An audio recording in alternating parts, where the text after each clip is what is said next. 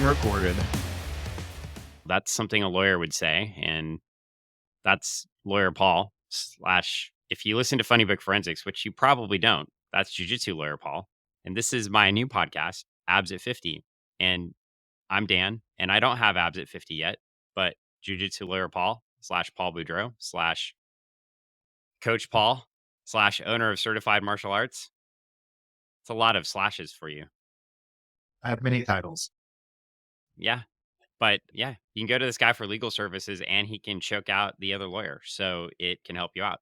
But we're not here for legal services today. I talked to Paul like a month ago and going on a quest, and we'll see how well I make it. And if you listen to our other podcast, has nothing to do with comic books, but I'm still wearing my Funny Book Forensic shirt.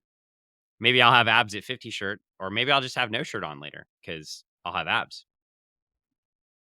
Could be, you never know what's going to happen on this podcast. But I think the big thing here, we wanted you to join us on this journey. So I decided a month ago, almost a month ago, just under a month on my birthday, on October 31st, that I was going to get abs at 50 because I've been working out for on and off consistently for a while, but on for what, a good 3 years, right, Paul? We've been working out together consistently for about 1.5. And then you were working out with Dylan Working with previously. another coach. Yeah. So I think you've had structured coaching in your workouts for the last 3 years. I mean, you even through injury, you've still been relatively active in the last, I'd say, 10 years. And like with anything, it's ebbs and flows, but I'd say you've had more. And 10 years ago, I weighed 9 years ago, I weighed 169 pounds at one point but no muscle. So I started training seriously. I lost a lot of weight, went from 240 pounds, 238 pounds. I don't want to lie. Let's not go up there too much, right? To 169 pounds and then settled in for a long time right at the 195 area after putting muscle back on. You had some muscle, but you were not in proportions to where you were now. That's for sure. Yeah. And then over time, stress, job, just life got back all the way up to 228. I wouldn't say it was a 228 that was embarrassing by any means to me personally. And by the way, when I say things like that, I want everybody to know that's listening, those are my personal feelings. We'll do an episode later on body dysmorphia. Yeah. So I don't So want people to think that I'm criticizing them or have any feelings about how they look. I'm all about how I look. Like that's like this whole journey is one of the goals of this is because I think I have too much fat around my belly and I want to live a long time and do lots of neat things. I want to lose that body fat. sure. And I have made this point to you before. We'll definitely talk about the body image issues in depth at some point, but I think just from a physiological level, particularly around the midsection, the less visceral fat you have around the midsection, the healthier you tend to be. I think that's super true. So, Yeah. um, And there are a couple of other markers I came in with too that prompted this journey besides just wanting to lose a little bit more weight. But in the last year and a half, I've gone from 228 pounds to I was at 211 when we started.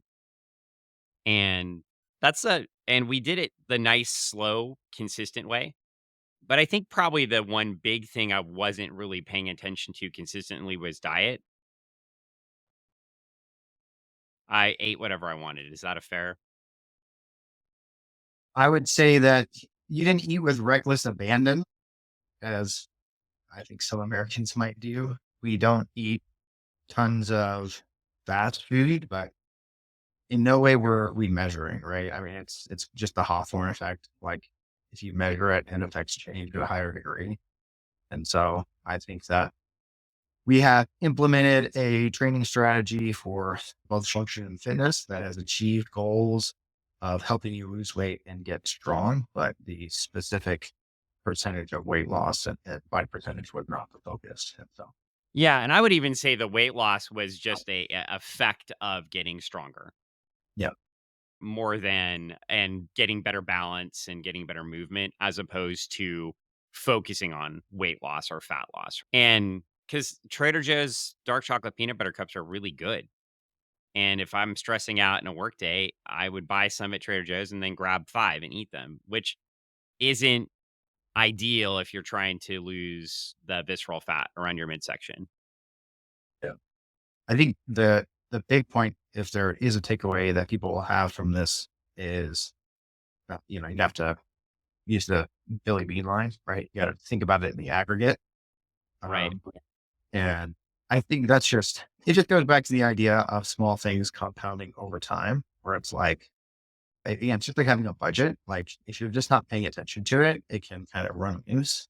The same thing where it's like, oh, what's a handful? I mean, it could be anything, right? It could be, it's just like when we can't have cashews around the house because we're going to, take palms full of cashews, which are, relatively healthy fats. That's probably pretty good for you. And in moderation, they're really great. But it's like, if you're just pounding handfuls of them in addition to your diet, like you can have 500-600 calories in no time and Yeah. not realize it. We'll laugh about that because I was just talking to Paul about that. Like, I measured out some cashews the other day and, like, the serving's a quarter cup. It's It's 10 or 11 cashews, and that's what you get. And that was what, 150 calories or something like that. It's it's good, and I'm not saying don't eat n but by the way, we'll do episodes on food and things like that later on. I'm not saying don't eat nuts. We're just saying, yeah, keeping, delicious cashews around the house, grabbing a handful or 2. Yeah, we were joking about that the other day too. I said, "You like to eat the pistachios out of the shell," and I'm like, "We need them in the shell so I don't go as fast." yeah. You have to open those things. But we'll talk about food at a different time. We'll have a lot of different topics we talk about in the end of this podcast too. We'll go back through and give you a preview of some of the things we'll talk through during the weeks of this journey and try to share with you. I don't know if I'm going to share a bunch of recipes or anything like that, but one thing we'll definitely talk about is like food or cooking from home. Like just even learning to cook from home can it really help on a journey like this. You can control more inputs, and the more inputs you can control, the more you can standardize what you're doing. Yeah. And I think that, as inflation has been increasing, I think it's also just a recently proven thing that more people are probably looking into, as, even the more common previous fast food alternatives that we would wholesale like to not be a part of anyway, as delicious as they might be. They're of course manufactured that way. But When I see a lot of people going to things like Factor and stuff like that too, yeah, and that's fine. Whatever you need to, like, get what you want into your body is fine with me, but I do think there are cheaper ways than doing Factor, and we can yeah, meal prep a whole bunch of chicken and rice on a weekend, make really good food. And when Paul and I talk about food too, like, I eat good food. Yeah, it's just I'm not eating, like, piles of pizza every day or anything like that, but I don't eat terrible food. no, we probably will be cutting down on the amount of mashed potatoes that we've been eating. So we had some tonight. But those are delicious. They are And by the delicious. way, as we do this, we're coming to you. You won't hear this on Thanksgiving, but we're recording this on Thanksgiving. We thought this would be the most hilarious possible day to record the first episode because, and definitely, this is also the first day in 2 weeks I did not stick to my calorie intake levels, and nor should you do it every day. That's insanity. Yeah, when we were talking about it at the beginning, it's, it comes down to basic numbers, right? And this is, again, averages, lots of different things that go into it. You can always get lots of them in your shot. I've been, I'm not clinically trained in being in fitness, but I've been studying fitness and lifting and health and all different kinds of stuff for, 12 years now. And you can always get lost in minutia, but I think that you just have to try to find some general rules, heuristics, if you will, that help you out. And the amount of calories you need to be cutting in order to give yourself the best chance of losing weight is about 3,500 calories within a week. That's if you're going to try to, that the caloric amount to lose a pound, hopefully, if mostly of fat, is going to be about 3,500 calories, give or take. You could go into very effective foods and all different kinds of things, but that's just broad strokes. If you reduce the amount of calories you're eating every single week right now by 3,500 calories, you are almost a third the gonna lose weight. Particularly if you are actually tracking it.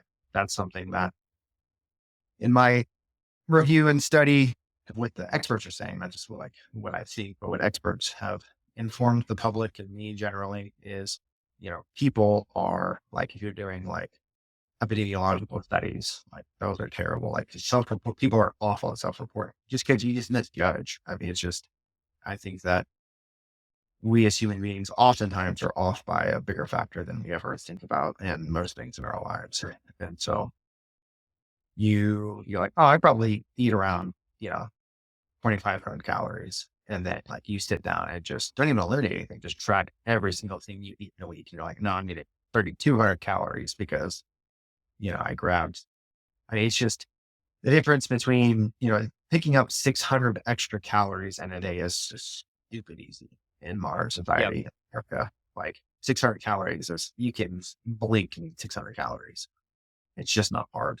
It could be through, um, you know, what you're drinking, right? It's like when I very first started out, I did kind of more of an elimination diet and I just stopped drinking my calories. Like, because as DM knows, I like to drink milk. I drink a lot of milk.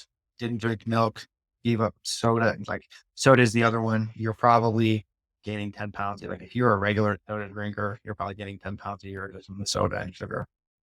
So it just that's like the very first one. That's like if you need a place to eliminate your calories, try to go to zero sugar. And then if you're worried about artificial sweeteners, again, something else you talked about forever is just like I won't drink my calories. And that means you're drinking water and tea and not for Dan, but most other Americans drinking some kind of coffee or something. Not putting, tons of milk and creamer and sugar in it. That's the other thing is like if you go and buy coffee, man, I just and I get, I finally had one because I just come off of doing 2 cuts, right? And I finally went and had just one of the small coffees at Whole Foods. But I mean, they just dump tons of sugar into that thing. Yeah. Yeah, it's definitely not good for you. You have to pay attention to that. And then, yeah, and we'll spend some more time on different episodes too, talking about that. My process originally was to start eliminating different types of breads and pastas from the house and start looking at alternatives. I think there's a lot of ways that elimination thing, you can do it a lot of ways. But it's also too, even in looking, I eat fairly, I don't want to say clean, but a fairly decent calorie amount when, to your point, I'm not grabbing a handful of dark chocolate covered almonds or grabbing peanut butter cups or like you said, grabbing like for me, it wouldn't be like a coffee, but it'd be more like you were talking about mashed potatoes, right? Am I eating a potato with a little bit of butter on it, or am I eating the mashed potatoes I make where I dump milk and butter and everything in there and then blend them all together? I think there's a difference, right? And you can pay attention to that. But you can still take a Yukon Gold potato, which are my favorites, and eat one with a little bit of butter and pepper and salt on it and be fine. But when you add the milk, when you add a whole stick of butter, which I do to 5 potatoes, and then you scramble that all together, now you're looking at a very dense creamed potatoes, which is what I made tonight for Thanksgiving. And it was great, but I can't do that probably every day. And another thing too, I want to get into we want to cover a couple things on this podcast as we get going. We want to talk about why I'm doing it, and we started talking a little bit about that. We'll talk about the goal that we're setting, and then we'll get into a little bit about how we're going to do it and some of the limitations I have. And then in the next few podcasts, we'll come up with some more information to share with you as we go down the road. But let's start a little bit more at the why. So we mentioned the visceral fat. I mentioned my body weight and how a lot of this too for me, the why is, hey, I've been doing these workouts for several years now. Now it's time. I just want to dial it in. I want to see what I can really do out of it. So it's more like a challenge to myself just to see where I can go. And then a couple of other reasons why I did get so I'm going to a doctor quarterly during this process. Had my yearly checkup and my cholesterol was a little bit high. I realized that in the process of losing weight, my cholesterol actually could go up. So I'm definitely going to make sure a doctor is checking that as I'm going through. But I also know in the long run, carrying less fat in my body and eating a little bit cleaner, my cholesterol is going to go down. So, but I would just caution folks too, if you go on this journey with us or if you try this yourself, make sure you're seeing a medical professional on a regular basis. So I'm 50 years old. That's why it's called Abs at 50. So do make sure you're seeing a medical professional because your cholesterol actually can elevate in the weight loss journey as things are flushing out of your bodies. So just be cautious of that. And don't take my word for it. Take your medical provider's word for it as you're going through and checking those things. So I mentioned continuing the journey, getting rid of visceral fat, the high cholesterol. There are a couple of other point reasons I'm doing this. One is just the aesthetic piece. That's the stomach fat. The stomach fat has a health aspect. It's also aesthetic, right? Like I don't like continuing to have that visceral stomach fat as I'm doing all this. I feel like I work really hard and then I've gotten like better shape in other parts of my body, like my biceps and triceps and shoulders and chest. And then the fat still sits there. It's just really annoying me. So maybe that's not a thing for you. And that's cool. If you're not You worried can about say the it. aesthetics, that's You fine, can say, but do it yeah, for the health. it's for vanity. You could say it. Yeah.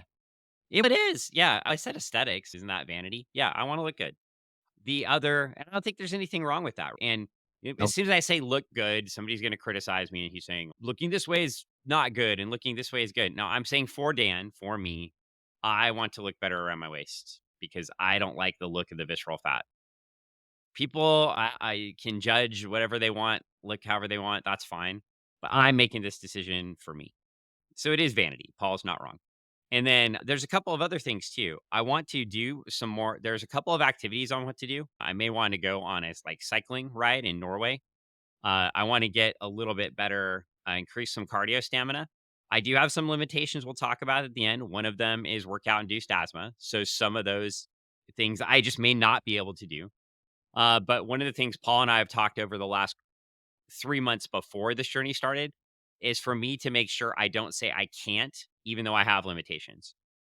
So we've changed the word I can't to is that advisable? So if I ask Paul, we'll talk through something and then we'll decide if it's advisable for me to do something, right? So is it advisable for me to run uphill in the cold with asthma?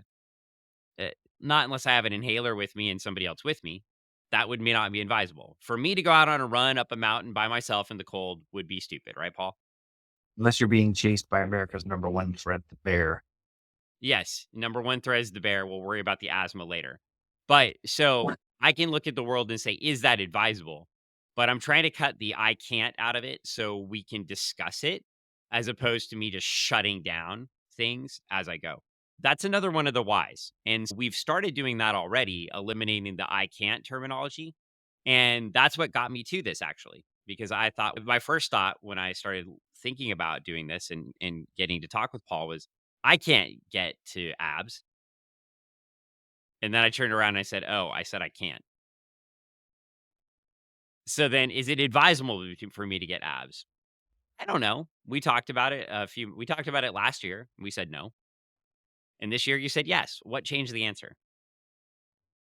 Well, I think for me, what I have said to you is not that it's not advisable, per se, right? So I don't think the previous answer was no. I think that my blanket statement has always been the methodologies that I would prescribe for people to have abs, like the moments in my life in training when I have the most defined abs and actually, am somewhat pleased with how I look.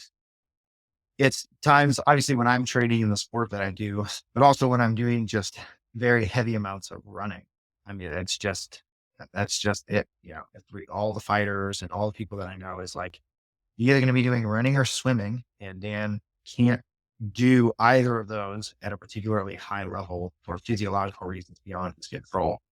And I've known Dan a very long time, and one of the other ways that I help keep control and manage my weight for the sport that I'm in, and the ways that I have to do it is I do a lot of intermittent fasting when I'm concerned about my weight.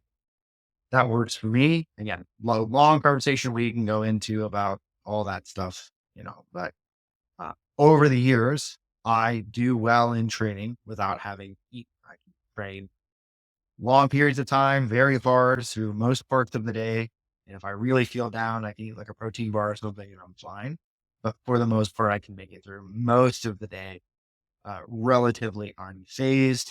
Like, not always in the best mood. People have told me that they can tell when I'm not eating, but like I'm not feeling a lag in my training, which is what I care about. Like for me, it's about performance. Am I performing as well as I could when I'm not eating?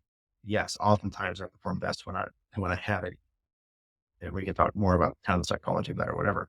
And what we know about Dan is Dan does not function optimally at that for his work or life or training. And so that's been another limitation. And so when you said that you wanted to do this, I just told you what you'd have to actually commit to. And I think what has changed to go directly to your question, what has changed is your mental commitment to the process, right? Like, Yeah. because we have experimented, we have tried experimenting a little bit with intermittent fasting, and we just have kind of ruled that out for you for sanity's sake and the people around you, right? Yeah. And so, um, I think that we have to, we're having to attack it a new way, which is the other way. There's only a few ways to that you're going to get sizable results, and having restrictive calorie that you're, have a very, very meticulous tracking, which is again is not out of personality phase with you. So I think that's why it has already started to be very successful and to continue to be successful. But you just have to be able to commit. And honestly, setting goals and being able to commit are like the two biggest friction points that you're going to get, that anyone's going to get in their fitness journey, right? It's just like, you talked about it at the beginning of the podcast is you want to make sure that you're setting those goals. You're going to achieve more when you set goals, set short goals, intermediate goals, long-term goals, and set them big, right? I've been doing that for several years. And though I haven't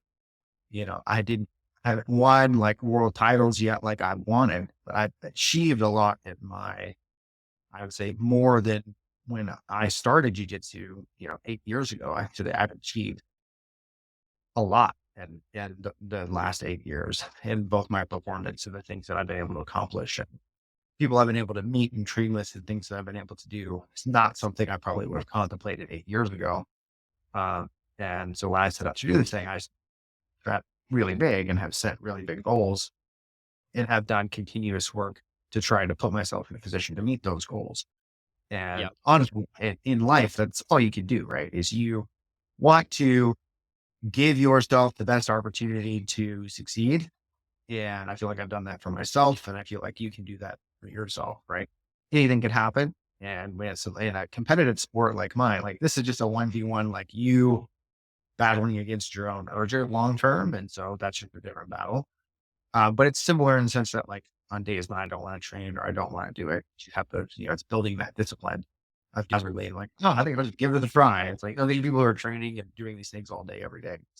And for you and your personal battles, you just have to try to mimic that same kind of self discipline. And you do it through setting goals and having a meaningful desire as to why you want those goals. And I think for you, it's good that it's multifactorial, right? I think your latest health checkup was another thing that where it's just like, okay. And we can talk a lot about the cholesterol thing. It doesn't give me massive concern, but again, I'm not a doctor, so don't take any advice directly from me about cholesterol. I do have feelings about that, but as long as there's not plaques collecting in your heart significantly, I think you're okay. And it's also good to know that like you have also not been meticulously measuring your cholesterol in the way like you're measuring your food, right? Like you're not doing a blood test twice a week and measuring it after. No, we're gonna do Well, those quarterly. Yeah. yeah, but even just this is like this is a snapshot in time as to what your cholesterol is. But that's not exactly how cholesterol works from a day to day standpoint. But we also do eat a lot of red meat, so we're also not surprised that the cholesterol was particularly Yeah. high. And that's what I talked to my medical provider about too. We joked about it. I said, I'm not going to less red meat. So let's talk. But then again, I have been eating less red meat since had that appointment. And you and I talked about that too. I think let's get into the goal phase of this. So, because we did set goals and I want to say my past goals. So, I worked with a trainer named Dylan Hall before I worked with Paul. Dylan is fantastic, but he's coaching track and football and doing weights for football at a high school now. So, he didn't have time to coach anymore.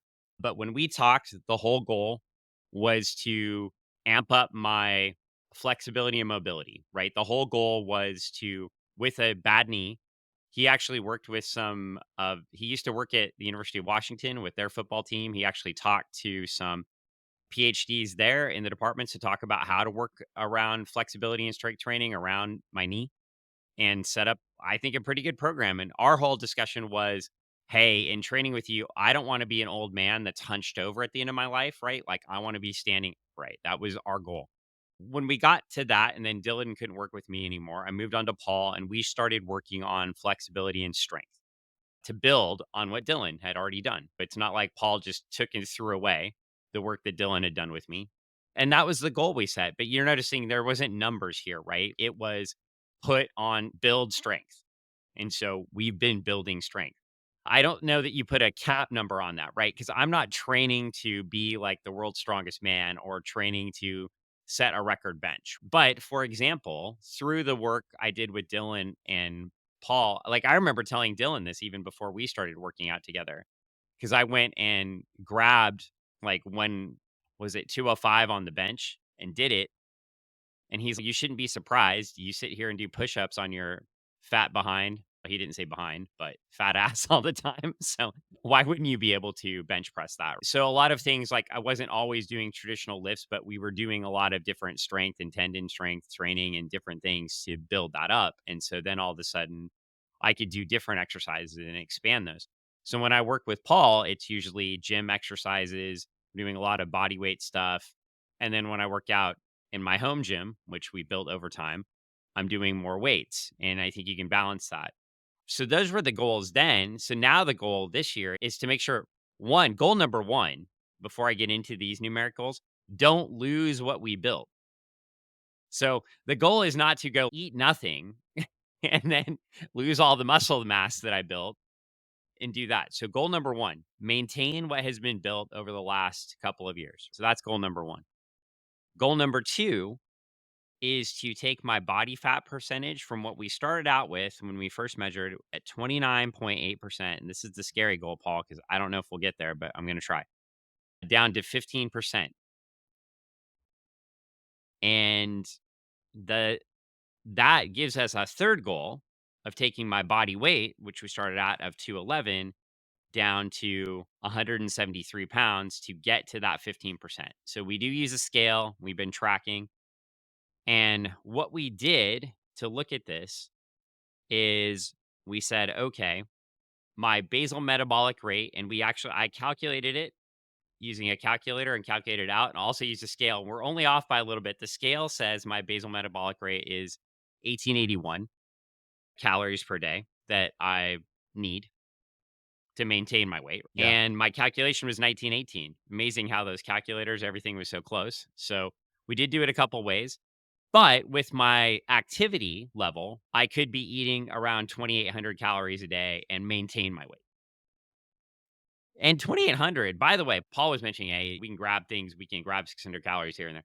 But if you are paying attention a little bit, 2,800 calories can be hard to get to some days. If, especially Paul, with you only eating one meal.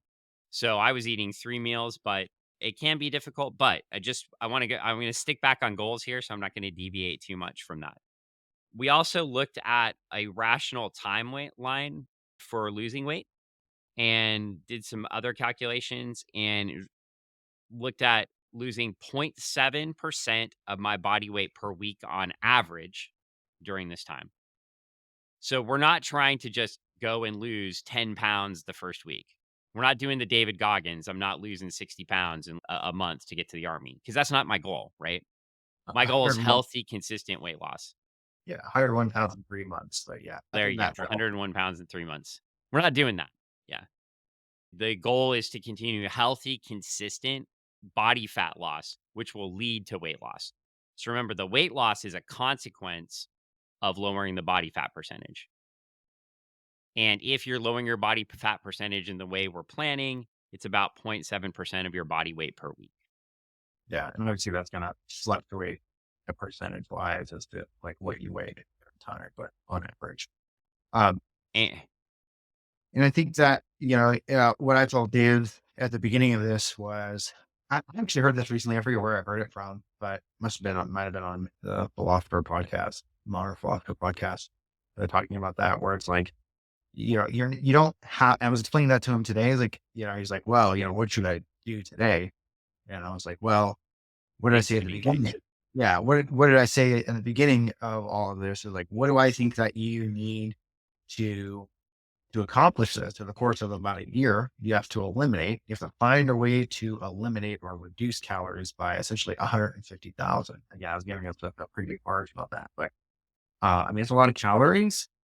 And again, it's going to come down to averages, right? Any one day is not going to kill you, but as long as you're tracking it, you're going to know. I mean, it's just like, running a business, doing quarterly reports. Like, as long as you're on track day to day, month to month, quarter to quarter, then any one day isn't going to kill you as long as that's accounted for and budgeted into the overall laws. And again, it's what are the ways to lose weight? You want to be in a positive nitrogen balance and you want to be in a hypocaloric state. What that means you want to have good amounts of protein, so you're maintaining muscle mass, and you want to burn more calories than you're taking in. That is the simplest formula anyone could ever have to try to lose weight. Again, a lot more can go into it. That's like the basic framework in which you can operate. And there's only two ways to be in hypocaloric states. Number one, eat less calories. Number two, have higher input, right? Like you are higher output. You are burning more calories through walking, running, lifting, cycling, swimming, whatever it is that you're doing, you have to do more of it. And there are just a lot of factors that Dan also has to deal with. And, part of what I've been designing for him and trying to just maintain for him is, kind of like the Peter Attia mentality, right? Is like he's kind of coined that phrase of the, you know, centenarian decathlon, right? Like, what are the 10 things you want to be able to do when you're 100? Yeah. Yeah.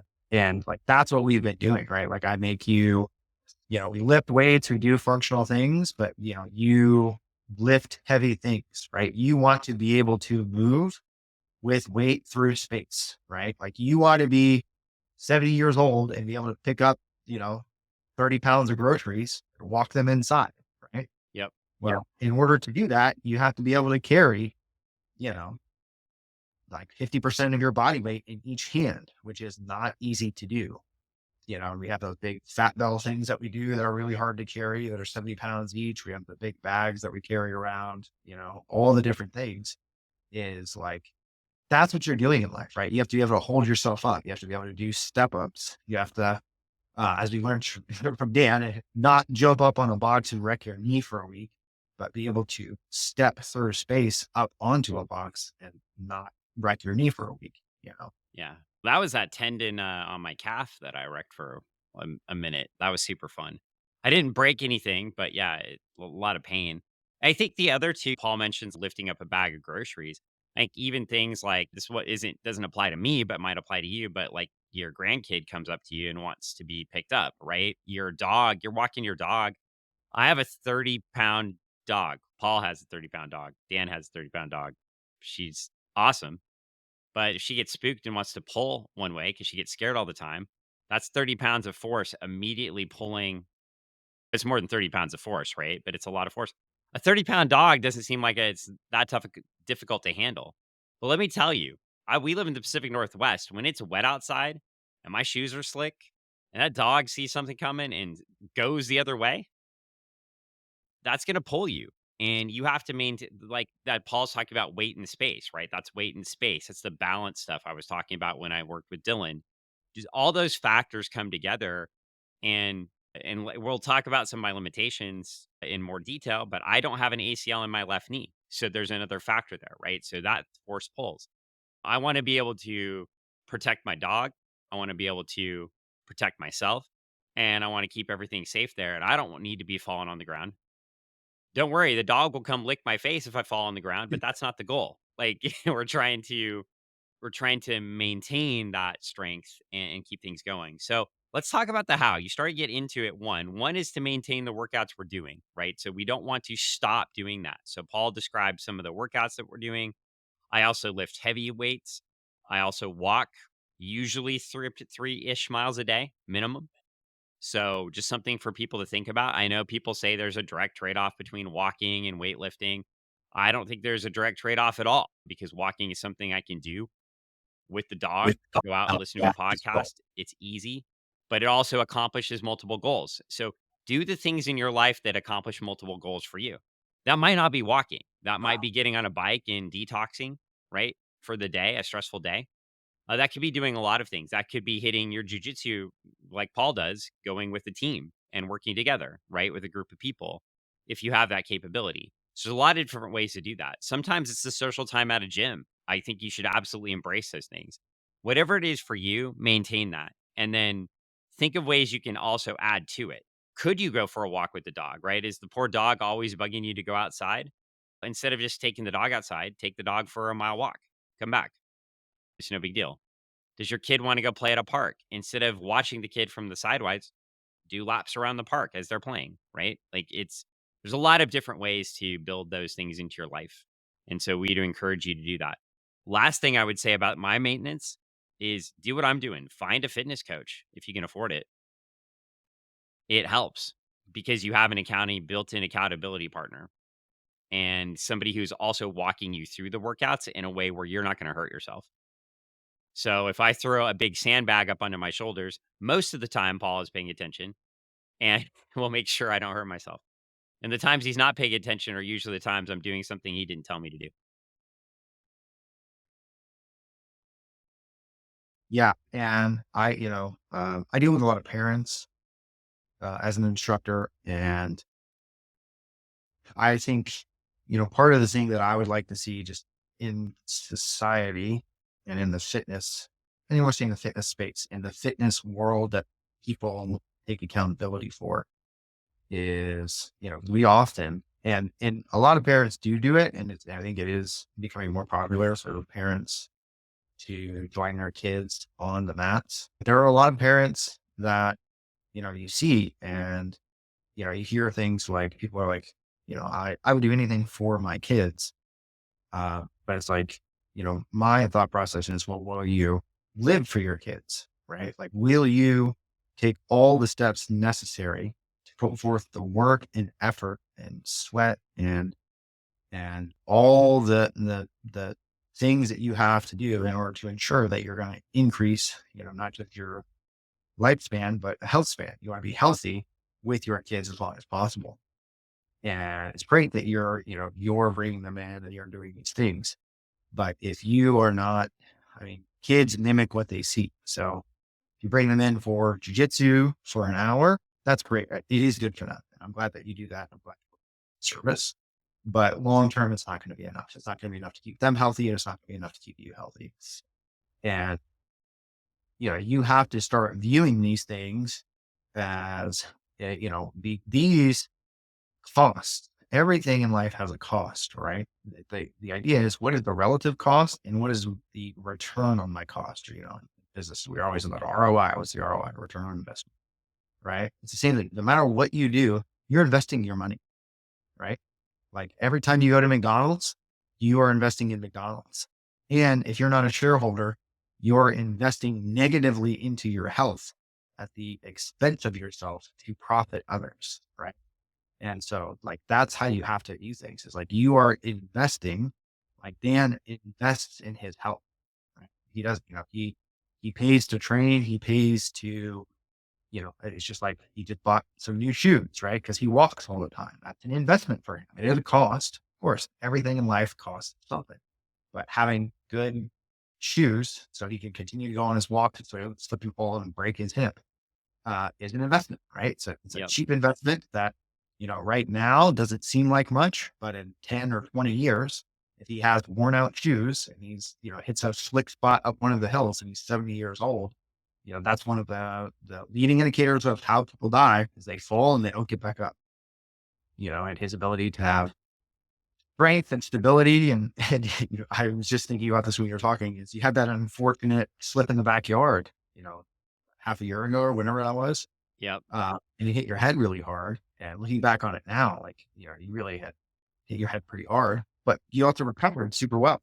Right. But if you had not been physically active and mobile and doing those things, it might have put you up for a really long time, right? I mean, it's just Yep. your resiliency to things that are going to happen to you are going to be correlative to your overall condition, right? It's like so Zach and I always say is right, be hard to kill, right? Like Zach could slip and fall 100 times and he's gonna be fine. It's my wrestling Yep. coach. And but you have someone who's in their 70s who hasn't worked out in 35 years, they slip and fall, and then that's it. That's the last thing that'll ever happen to them that means it. And it doesn't have to be that way. Obviously time is gonna come for us all, but you have to start investing in your ability to be strong and mobile now. Because like that's one thing is like as I'm edging out of the 30s, I'll be 35 soon. It's like I keep telling myself it's like I gotta put more work in now. I gotta put more work in now because it's never like now is the easiest time for me. Like if I want to say I want to add 10 pounds of muscle, right? Overall Yep. in the next 5 years. Right now is the easiest time to do it. It's not going to be easier when I'm 40. It's not going to be easier when I'm 45. It's not going to be easier when I'm 50. Right. It's still doable. I see people all the time in those spaces that can do it. And consistency over time is going to make it easier for me because that's how I've been well trained for the last 10 years. But if I want to achieve a big goal that has to do with, competition or training or strengths or whatever it is never going to be is like, there's no going back in time, right? The easiest time to gain muscle is now, whatever your age is, the easiest time is now. And Yep. waiting is not going to make it easier. There's a couple of points that you may not want to hit on. One, compare it like financial investments, right? If you start investing at 25 and you're investing a couple $100 a month, that grows over time. And it's not the exact same curve with fitness, but it's similar in the way. And later in life, you're going to draw down on that money that accumulated over time. And you want to pile there and you want to make it easy. So if you're training consistently and building muscle through all that time, you're going to draw down on that muscle later when you don't have the as much testosterone in your body, or you don't have as many hormones in your body that will allow you to produce that muscle, right? So you want to build it up because you will lose it later in life. And that's okay because that's how life works. We want that. That's what's going to happen. So you should be prepared for that. Same thing in your financial life. It's a very similar move. You want to build up a financial war chest and you're going to burn down that money later in life. That's how it works. And the other thing you hit on, I was just listening to, I almost said reading, but I almost never read books. I got them on tape while I walk the dog. See, that's another thing. You go out and get a walk or get a workout in.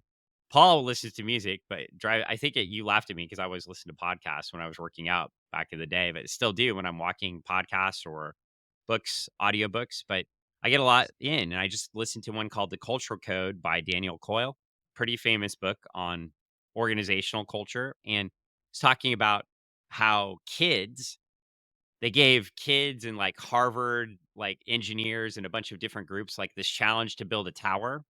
And the kindergartners beat everybody because the kindergartners just started throwing sticks on the tower and telling each other to move the sticks around while everybody else sat back and planned out the perfect tower and built it. And but Paul was saying too, if you've got kids or you're working with kids, be around them, do the things with them because you want to keep that mentality in your brain too, that limitless mentality, or the ability to have no filter, to just be able to say, "Hey, move that up, move that over here, do this."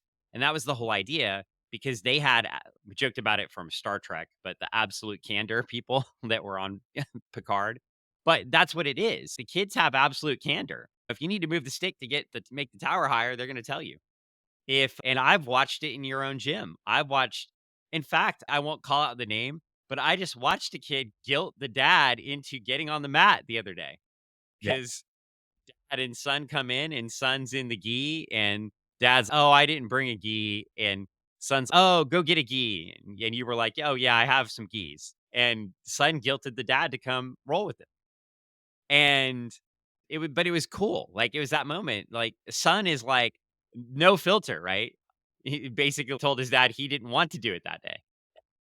Yeah. And then he got out there and did it. And you want to be It's, around, you know, whether it's friend group, workout group, somebody that will hold you accountable, whether it's kids that are always going to hold you accountable because they'll tell you exactly what they're thinking at any time. You want to be around that energy when you're doing something like this. And it's neat. We went through several of the hows, the point 0.7. So we're the improved diet to get to that point 0.7. So diet's going to be 1,800 to 2,200 calories a day. That was the loss Paul's talking about. We subtracted from the basal metabolic rate plus the workout. So that was around 2,800 calories a day to maintain. And then we took out the pieces. You heard Paul doing the calculations earlier in the podcast that I would need to lose. So that's that 22. So if you go 2,800 minus 22, that's 6 times 7. That's 4,200 calories. So it was actually a little bit higher than what Paul said on that 3,500. So our calculations for me were a little bit higher. So make sure you run a calculator on that. There are a couple of them online. I'm happy to share what I used, but make sure when you're starting, we actually may adjust my calories up and we'll share that in a second, like why that might happen. And you want to make sure you're making adjustments. Other things too, right now, I do want to stress when we went back to that goal, the goal was a body fat percentage of 15%. And then we said the goal weight was 173. That could change because if I build more muscle during this process, then that's going to increase my weight, which is fine. We're not worried about that, but that would adjust the bottom number. So you might see abs faster because I might have a 15% body fat at 181 pounds instead of 173 pounds if I put on substantially more muscle. Now, I don't see that happening very likely in a 30-week cycle, but it could, right? So we're going to be monitoring that as you build strength. The last thing for me, and this doesn't have to be for everybody, but to what Paul was talking about, is to increase the cardio or do a little bit more hit training. So what Paul does, and I can let him explain, but for me for cardio is what he'll usually do is he'll have me carry around heavy things. He already talked about that, which is going to have movement and then that'll put strain on you, which will elevate your rate, right? If you're carrying things that are heavy and you're moving around, it's going to put weight on you. And then he does this other evil feat thing. He has me ride this bike with a giant fan on the front. Tell him yeah, about this stupid bike. I hate this thing. yeah, yeah. If you don't hate this thing, I think I always feel like you're doing it wrong. Yeah, we have an Air 9 bike. We have an Assault Air 9 bike. Uh, no affiliation, but if they want to send me a new one, I'll take one. Um, it's the original Assault one. The new Rogue ones actually I think they're worse. I think I might get one just for you. They're even Thanks. harder, I think, than the original one. But we do so in my competition training, we do higher interval training, 20 seconds, 10 seconds all out, 20 seconds on. There's a lot of different ways. Sometimes in competition training, we'll do solid state. Um, but I've really found that like 10-second, because the thing measures watts output. So like it tells you how much energy you're putting out. And so like during competition training, we have a minimum watt. It's like you have to hit this, like you are failing if you don't hit this watt output. And so that gives you, again, being able to measure things, it gives you an objective standard of like how hard you need to be going. And it's so funny because in comp class, I always say it's like, I know what the fan sounds like when it's hitting like 750 watts. I know exactly what that sounds like. And so I'll be in the middle of rolling and wrestling and doing whatever. And like we're cycling one person onto that bike during rounds. And I'm like, it's not loud enough. You're not working hard enough. I can hear that the fan is not loud enough. And so I'm a big fan of high interval training or high intensity interval training, however you're defining that these Hit. days. It, it, and I think that it's, for me, always been an efficiency thing. I loathe, everyone who knows me knows I loathe running. I only am running when I have to make weight. I jog at the beginning of classes, like a little bit, but just as far as like sheer runner's world, not my jam, my least favorite thing. I'd rather row or do the step climber or Yep. lifting, pretty much anything that's not just running. If running is good for you, you should do it. I do it because I have concerns for my heart health and overall, I think, if you're doing it right and in moderation, it's really, really good for you. So you should do it. But for me, the most bang for my buck is some sort of hit training. I started like first in my weight loss journey. I went from about 210 pounds to maybe 250 at my highest. all the way down to about 155. So it was kind of like the thinnest I had been in a really, really long time.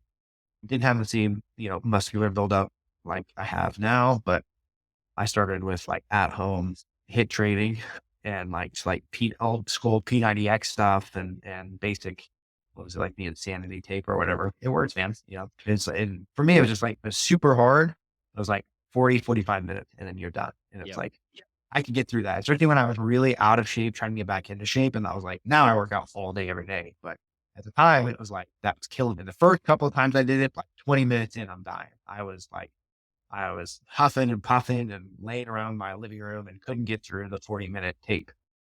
And now it's like, 40 minutes from my warm ups now. And Yep. so, all that to say is, for me,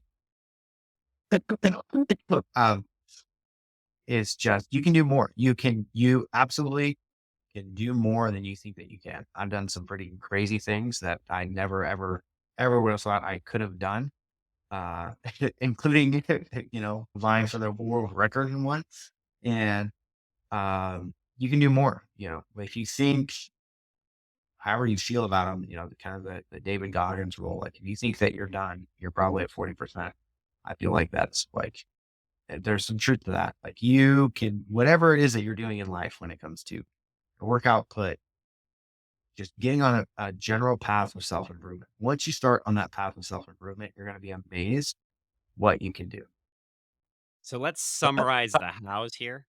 So one, the goal was that point 0.707 or point 0.7. Sorry, I said 0.7. I don't know why I said that, but point percent or point 0.7. Geez, can I say words? We're losing 0.7% of my weight per week. But to do that, we're tracking diet. So we're tracking calories daily. I'm tracking it in a free, you can pay for this app too, but it's a free app called Fat Secret. It seems to work pretty well. It also syncs with Google Fit. So if you want to do it that way, I don't use Apple products. So I'm sure people have an Apple way to do it that's much better, but I'll slum with my Google OS or with those systems. That's fine.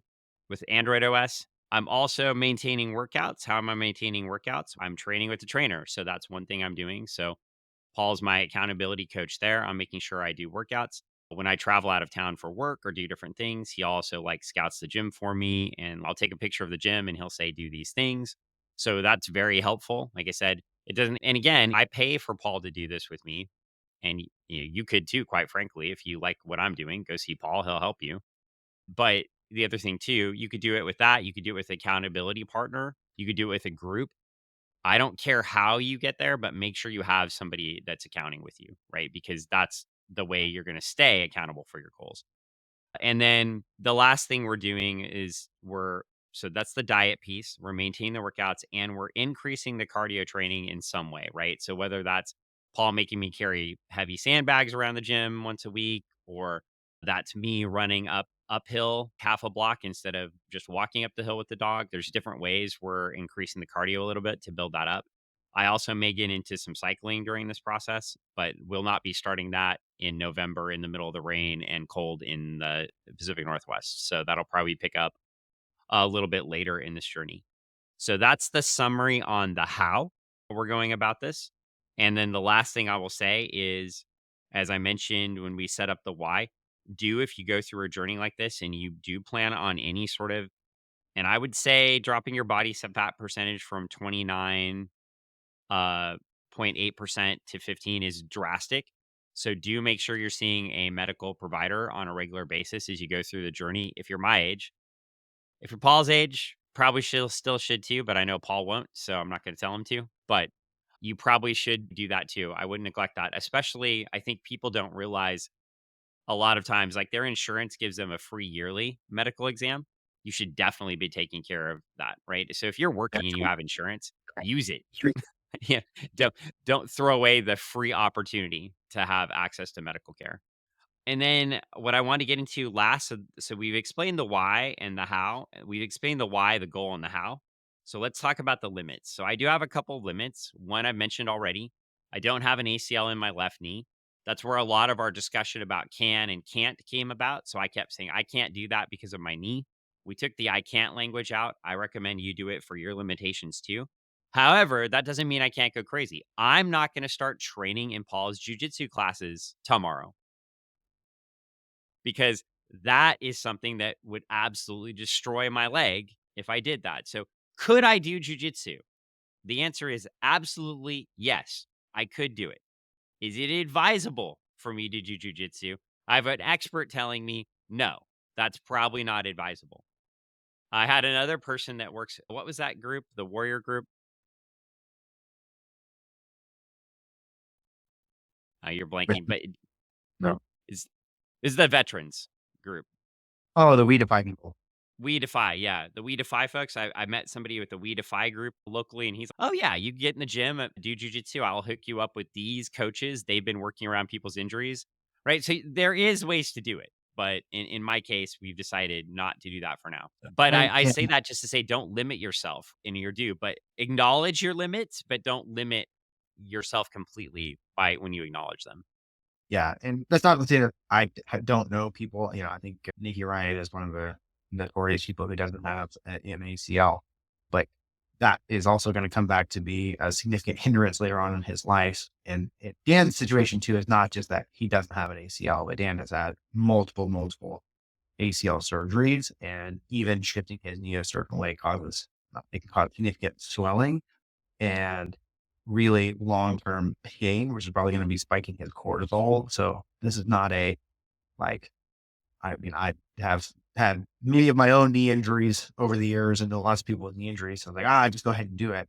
It's a cost and benefit thing. Right? Like Dan said, could he do it? Sure. I know Dan could do some jujitsu, but Maybe. it's going to be antithetical to the overall health, well-being, and goals that he set for himself. So I would keep that also in mind. say, like, my stamina levels, not stamina with cardio, but, like, my walking stamina, like, I can walk forever, right? That's not an issue. My cardio levels, because of second limitation, also take a hit in activities like this, no pun intended to saying hit exercises. But, I do have asthma, and I do have some limitations there too around that. Specifically, I mentioned workout-induced asthma, but also cold. So if I'm breathing in cold, that will often trigger an asthma attack. So I'm careful about a couple of those limitations. Stress is another limitation. I have immense stress from both my job and the cortisol that pumps through my body because of my knee injury. So when Paul said, "Yeah, I've had 5 different knee surgeries," and no ACL now. And the last time I tore it was very traumatic. It was like a break of the tibia and tearing of the ACL, wrecked my bicycle, my big 29-inch wheel bike. Brilliant. So gave myself and we'll add that to limitation number 4, which I just added during the podcast because Paul reminded me, multiple concussions. So I'm sure some of you have probably experienced this, but when I was a kid, that was probably the first one. I got a concussion, falling straight on my face, got my feet tangled up as a little kid with my best friend, deviated my septum, had to get that fixed later in life. So that led to some problems early on with breathing, which could have to do with some of the other breathing issues and some of the fear of breathing, right? So that I think those things are related. But I have had between the bicycle crash, Paul mentioned the fall in the backyard. I just seem to hit my head a lot, which I don't want to be have too much levity over, but it is funny. When I start thinking about it, please don't laugh at me, laugh with me, but or laugh at me. I don't care. But that piece, I don't now I'm erring, but you made me think about that too. The concussions are a limitation. So I think again, when we talk about things like jujitsu or sports where you're falling on a mat and slamming your back down, probably not the smartest thing for me to be doing at 50 years old. It doesn't mean I can't do it. We took the I can't, but is it advisable to do things that are concussion related sports? And I would say my coordination is not above average. So when I'm doing jujitsu, playing racquetball, whatever that is, I wouldn't say it's the smoothest, cleanest movements. I think that Paul would even say he's seen me do racquetball before and things like that. I would get to the ball. Now, how I get to the ball is sometimes a miracle of some sort, and I don't know how I get there. It's just getting harder to get back up now. So I think the concussion thing also is a limitation we probably should be acknowledging in this because, yeah, there are probably some activities or some sports that probably shouldn't make my number one list of how I'm losing weight. There shouldn't be my number ones on my journey. Right. But that's pretty much it. So we've gone through it all. The why, the how, or the why, the goal, the how, and the limits. And we're here on a journey and we have our first update because I started this a couple weeks ago. So when did we do this weigh in? That was Monday, right? Or no, last Friday. So it would have been on the 20 I don't remember my phone. 22nd. It was on the 22nd. So we're going to do another weigh in tomorrow. So I know I'm recording on Thanksgiving. So I don't know if I want to do that weigh in tomorrow, but we're going to do it anyway. But we've got a scale. So I told mention that we start out the journey at 29.8% body fat. And my last check in, we were at 28.4%. So has gone down a little bit, and that's good. And I know it's going to fluctuate. So if it goes back up tomorrow, I'm not going to get discouraged. We're just going to keep moving right along with what we're doing and keep moving toward that 15% goal. Weight was already also down from 211 to 2. Where is it on there? I'm looking at it. It's literally right in front of me. 205.1. Lost a little bit. That's actually faster. The 4.4 pounds down is 4.4 pounds down. So that's a little bit faster than we wanted, but that's okay. That way it's going to fluctuate as we go through. If that continues to be too fast, we're going to reevaluate that calorie intake, like we mentioned per day. If I'm hitting 18 to 2200 now, I've been hitting more on the 1800 side of that 2200. So Paul and I talked about probably should be hitting closer to the 2200 calorie side of that 1800 to 2200. So that's our number one first update. And that's where it's at. We'll keep the updates moving every week. If we don't hit a podcast in a week, I'll still try to get the updates out to everybody. So even if Paul and I can't podcast together, because Paul's about to go to Brazil. Brazil. Brazil. Yeah. Look out, bro. We may not do one together, but I'll probably do a short update just to let you know how I'm doing and where I'm at in the journey. And I don't know, depending on what the audience response is like, I can start sharing different, like the fat secret information, right? The calorie counts. I'm happy. Full disclosure, I'll put whatever up you want to see. We're not lying to you. We're not making up a story. This is what's happening. So I'll have full transparency on the weight and the body fat percentage and what I'm eating. And we'll go from there. And if you want to see more stuff, that's fine. And last thing I would say, if you're in the Pacific Northwest and you want a trainer or you want to learn jujitsu, you can go see Paul. He's at Certified Martial Arts on Bridgeport/Jackson Avenue. So it's the last exit on Highway 16 if you're coming from the north. And if you're coming in from other directions, that's fine. Go to 27th and Bridgeport and you can see Paul at Certified Martial Arts. And I also have another podcast. It's right on my shirt. If we do video, you'll see it on the shirt. If not, it's called Funny Book Forensics. Very different than this. Probably not going to be the audience for everybody that's here, but that's okay. If you want to hear my buddy and pal Greg Smith and I talk and banter about comic books, go there. Look, and the last thing I'll say is I'm a giant geek. I'm a giant uncoordinated geek. I'll label myself that way. And I'm making this happen. Like I've been training for a long time. If I can do this, literally anybody. Because Paul, you can laugh. I am when it comes to coordination of people, persistence, I probably rank a little bit higher in some things, but Like, coordination, not so much. yes. If I had $1 for every time I had to answer, am I doing this correctly? And the answer was no, you're doing it backwards. I would eliminate all of my debts. Yeah, that Yeah. whole right and Well, left thing is a struggle. So anyway, let's wrap this one up. Paul, do you have anything to plug at all for on your end? no plugs here. Take your creatine, hit those weights, get after it. Little Drink lots of jumpers. water. Drink lots of water. Yeah. Pickle juice if you crave. Ugh. Yep, that's you, not me. Anyway, all right, that wraps up this episode, but we look forward to seeing you in a week or so, and we'll get some more information out there about how this journey is. And if you want to follow us, we're going to be posting these on most of the podcast places you can get them. So definitely we'll be going up on YouTube, Google Music will be up there, but we'll be on your other podcast pieces too. I'll happily submit to Apple, even though I don't use their products. That's fine. Also, you can follow us on Instagram. So many places. Jeez. Instagram, Facebook, Blue Sky, X. For now, X may go away. I don't know. I don't know how Nope. long I'll stay there.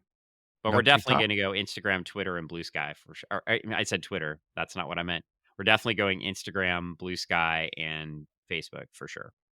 No copy of takes. We may get to TikTok, so that may happen too. And if we're up there, you'll know. So I literally have the sign up page up in front of me actually as we speak. And I'm supposed to put in a code and then we started podcasting. So we'll see how far I get. Okay. But other than that, yeah, look for us different places and we'll do our best to get ourselves out in front of you because, hey, I'm doing this, but we think you probably could get on a journey of your own. So why not? Ab- Abs at 50 or sooner. Yeah, abs at 50 or sooner. Yeah, it doesn't have to be just 50. Don't wait till you're 50 to start. Yeah. But as we told you, I didn't just start at 50, right? But now that's the goal for the year. So let's roll. Abs at 50. We'll see you in a couple weeks.